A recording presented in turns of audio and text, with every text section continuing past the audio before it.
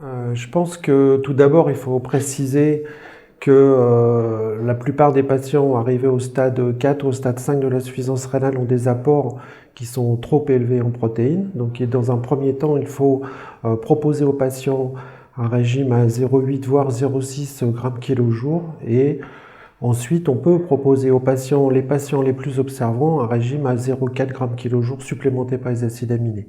Donc la question s'est posée il y a très longtemps de savoir si certaines typologies de patients ou certains patients pouvaient être exclus de ce régime. En fait, il n'en est rien. Il faut, en termes de nutrition, bien évaluer le patient et voir si le patient est capable d'être observant à un régime pauvre en protéines supplémenté par les acides aminés, puisque le plus important, c'est que le patient soit observant au régime, soit observant au traitement et soit observant aux consultations qui puissent venir très régulièrement. Et dans ces conditions, il n'y a pas de contre-indication spécifique. On a montré que chez les patients diabétiques, le régime était parfaitement bien adapté, et pareil chez les patients âgés.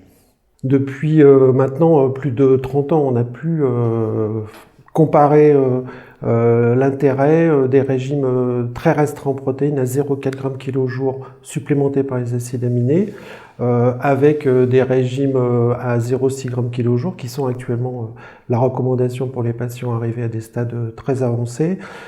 Si on prend l'exemple du travail de l'étude randomisée fait par le docteur Garneata, on voit que si on compare les régimes très pauvres en protéines supplémentés par les acides aminés à un régime standard à 0,6 g/kg jour, cela permet de mieux contrôler les désordres métaboliques de l'insuffisance rénale, en particulier l'hypocalcémie, l'hyperphosphorémie. Les patients sont bien contrôlés au niveau de l'acidose et les taux d'urée sont très bas. Donc le patient, au final, se sent beaucoup mieux.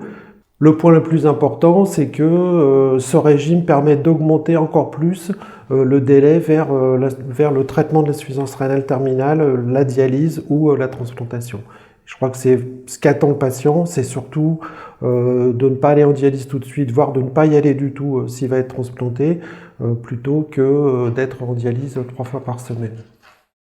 Le point le plus important, c'est de mettre en place au niveau de l'unité de néphrologie un suivi du patient au plus près, un suivi par le néphrologue, si possible un suivi conjoint entre le néphrologue et le diététicien pour pouvoir proposer au patient un régime adapté à ses habitudes alimentaires.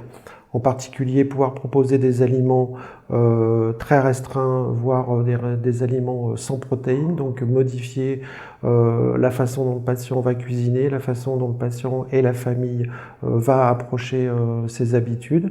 Donc ça, c'est le point le plus important. Le deuxième point, c'est de pouvoir valider l'observance du patient au traitement et de pouvoir l'adapter, soit adapter le régime, soit adapter le nombre de comprimés. Donc il faut pouvoir s'assurer que le patient est très observant et s'il ne l'est pas, revenir à des régimes à 0,6 ou 0,8 g/kg jour. Et dans ces conditions, si l'organisation est bien faite, toutes les études ont montré qu'il n'y avait pas de risque de malnutrition et pas de risque pour le patient.